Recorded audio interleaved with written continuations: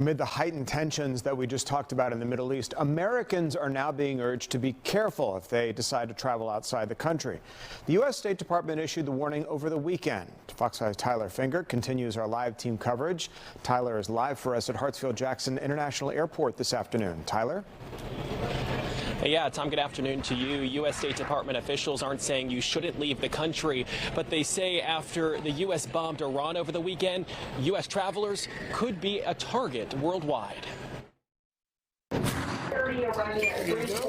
Your ticket out of the country now comes with a new warning from U.S. officials. Sunday night, the U.S. State Department issued this worldwide caution alert after U.S. forces dropped more than a dozen bombs on 3 nuclear sites in Iran over the weekend. Everything is a surprise and a shock and also to be expected.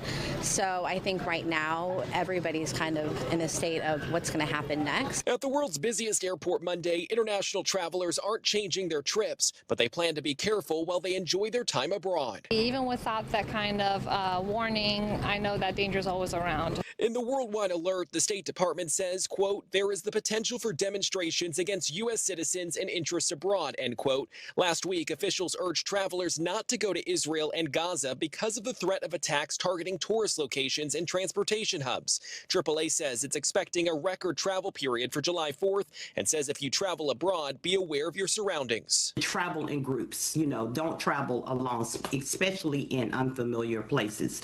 And, we can't stress enough, too, to make sure that you respect the local customs and laws. While U.S. officials are stressing people need to be careful abroad, a number of U.S. cities are on high alert after the airstrikes. Places like New York, Miami, and Los Angeles have issued alerts. In New York City, police are deploying extra officers at religious, cultural, and diplomatic sites citywide.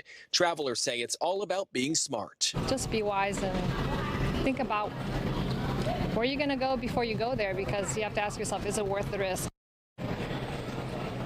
And the State Department regularly issues travel advisories. They range from level 1 to level 4. Level 4 being do not travel. If you want to see those travel advisories, we have a link to it on our website, fox5atlanta.com. We are live at Hartsfield-Jackson International Airport this afternoon. Tyler Fingert, Fox 5 Great News. information if you plan to head outside the country. Tyler, thanks.